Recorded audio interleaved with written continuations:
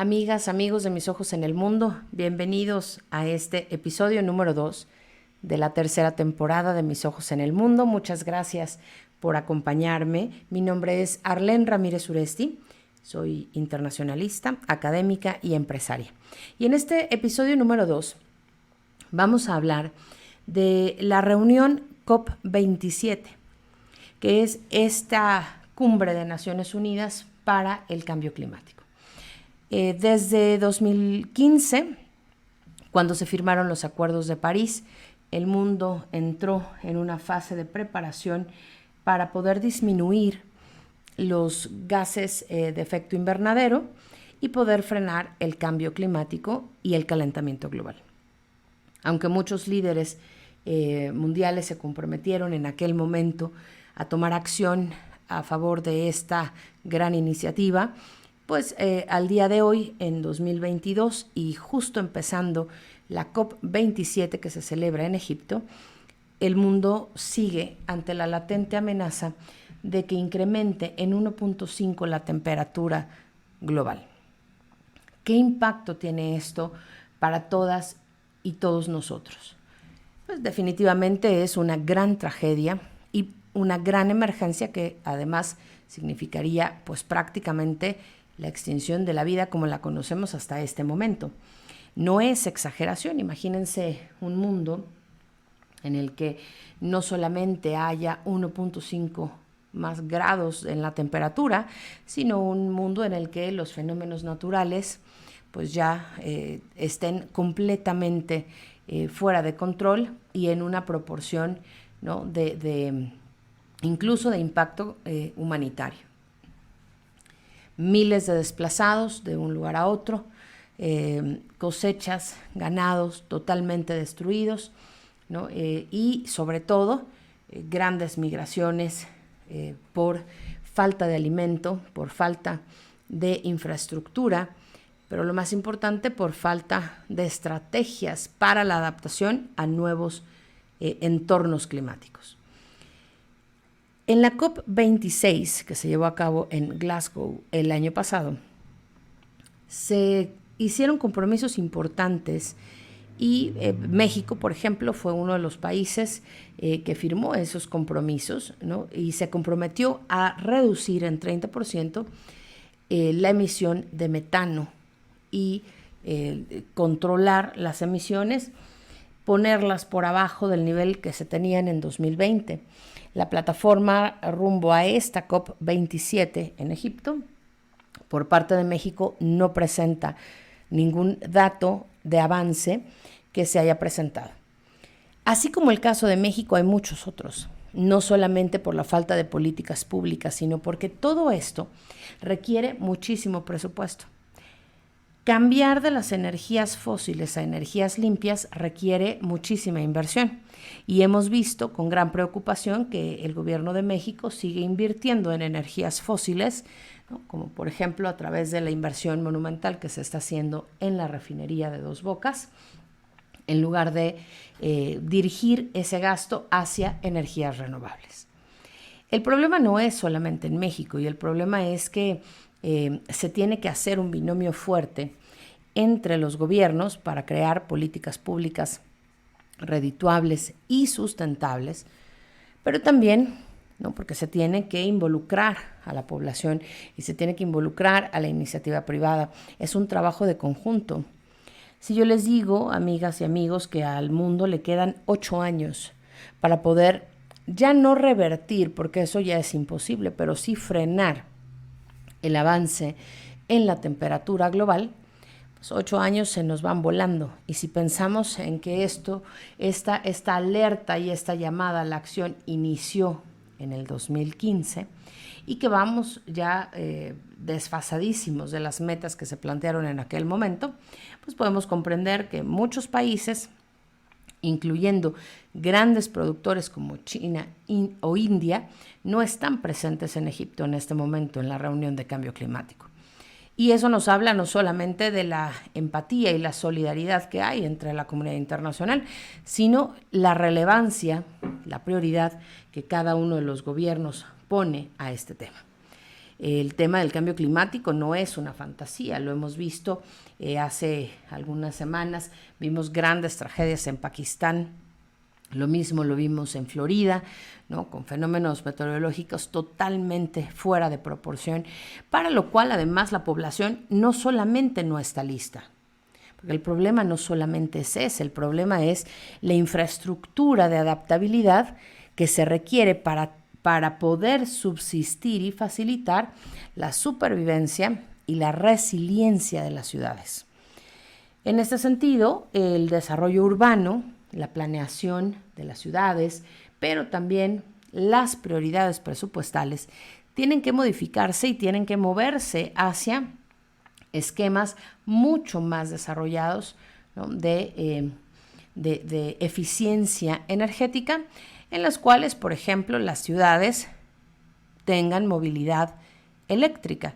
Y para eso, por supuesto, se requieren grandes presupuestos, porque imagínense que entonces tendríamos que cambiar el transporte público de diésel a transporte eléctrico. ¿Cuántos ayuntamientos o cuántos estados de la República Mexicana, por poner un ejemplo, podrían tener el presupuesto suficiente y necesario para poder transicionar de un transporte basado en energías fósiles hacia un transporte eléctrico? Y lo mismo pasa con los ciudadanos y las ciudadanas, ¿no? ¿Cuántas personas podemos cambiar un auto de motor gasolina a un auto eléctrico? En este momento, pues evidentemente no es como tan posible o tan inmediato que podamos hacer ese cambio. En ese sentido, una de las prioridades, por supuesto, es hacer conciencia, tomar acción y darnos cuenta que esto que hemos visto en las redes sociales, que se ha vuelto viral, ¿no? Estas intervenciones de activistas y de grupos de jóvenes que van a los museos a lanzar puré de tomate, puré de papa, a pegarse a los marcos de las obras de arte, ¿no? Y que dicen con gran razón, además, de qué nos va a servir un cuadro, ¿no? De qué nos va a servir una pintura, de qué nos va a servir una obra de arte si no tenemos planeta. Y eso es cierto. Sin embargo, desde mi punto de vista, no solamente tenemos que hacer estas intervenciones disruptivas y llamar a la acción, tenemos que hacer algo, tenemos que tener o buscar acciones concretas, formas en las que las ciudadanas y los ciudadanos, en nuestra inmediatez y en nuestro trabajo diario, podamos impactar positivamente y nuestra huella de carbono y nuestra huella en el planeta se disminuya importantemente con acciones que favorezcan, ¿no? Actividades que contaminen menos, que podamos tener cero desperdicio y que podamos utilizar la menor cantidad de recursos posibles. Hoy podemos entender que cuando nos decían cierra el agua, apaga la luz, no generes tanta basura, pues esto no solamente eran paliativos o acciones efímeras. Sabemos hoy que todo eso contribuye y que en un país tan poblado como México o como Brasil o como la India o como Egipto mismo, ¿no? Estas iniciativas, por supuesto que pueden hacer la diferencia si nos ponemos a pensar que en realidad todo esto genera, ¿no? un nivel de consumo que pudiera favorecer y apoyar las políticas públicas que vayan desarrollando paulatinamente acciones puntuales para el cambio verdadero en las sociedades. Cuando nosotros pensamos en cambio climático, pensamos que los únicos responsables son los grandes corporativos o los gobiernos. Hoy necesitamos empatía y solidaridad. Empatía hacia el planeta y solidaridad hacia los seres humanos, hacia el resto de los ciudadanos del mundo. Pensar en las comunidades centroamericanas que lo están perdiendo todo por el cambio climático nos hace reflexionar, por ejemplo, en el estilo de vida, ¿no? de cientos de familias o miles de familias que hoy se han quedado sin el sustento y sin la seguridad alimentaria por el cambio climático. Hay comunidades enteras en donde ya no se puede, ¿no? llevar a cabo un proceso agrícola.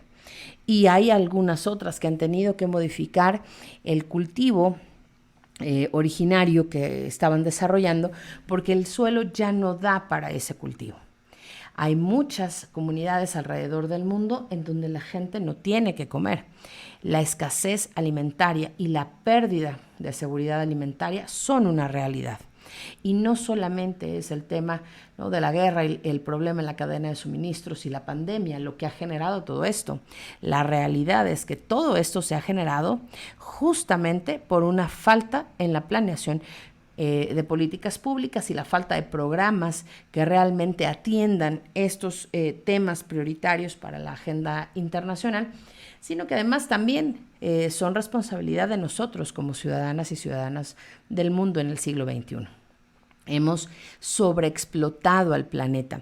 Y aquí en Mis Ojos en el Mundo hicimos algún podcast hace algunos episodios en los que decíamos salvar al mundo es salvarnos a nosotros mismos, justamente por la gran necesidad que hay de generar conciencia respecto a que esta emergencia humanitaria, esta emergencia sanitaria y esta emergencia climática por la que nosotros estamos atravesando como comunidad internacional y sociedad global del siglo XXI, pues requiere esfuerzos colectivos. No le podemos dejar todo a manos del gobierno. En esta reunión COP27 se espera justamente el diseño de estrategias y propuestas para la adaptabilidad de los seres humanos en un mundo que no hemos imaginado ni dimensionado, un mundo con 1.5 más grados de temperatura. Pero además, también se ha pedido a Banco Mundial y a Fondo Monetario Internacional que se liberen fondos para los países menos desarrollados y que puedan acompañar la implementación de políticas públicas, programas concretos, no solamente para frenar el deterioro ambiental y el calentamiento global, sino para generar adaptabilidad. No es que se esté quitando de lado la meta de frenar el calentamiento global, y mucho menos es que nos estemos conformando o estemos aceptando que eso ya es una realidad. Pero ante una inminente desfase de todas estas metas y compromisos que se han realizado durante tantos años, la urgencia es hoy generar los mecanismos que permitan adaptabilidad.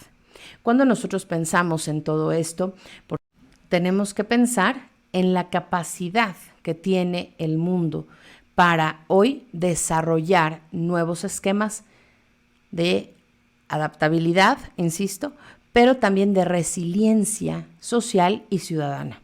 Las ciudades tendrán que volverse cada vez más resilientes y tendremos que buscar la mejor forma de convivir en un mundo que no hemos visto y ni siquiera imaginado. En Mis Ojos en el Mundo pensamos que hoy la ciudadanía tiene que ser más participativa. Necesitamos hacer la diferencia. El mundo no solamente está en las manos de los jóvenes, el mundo es de todos y necesitamos tomar acción. Pequeñas acciones diarias pueden hacer una gran diferencia. Muchas gracias por acompañarme en este segundo episodio de la temporada 3 de Mis Ojos en el Mundo. Les deseo mucho éxito. Nos escuchamos la próxima semana. Gracias nuevamente. Mi nombre es Arlene Ramírez Uresti, internacionalista, académica y empresaria. Hasta pronto.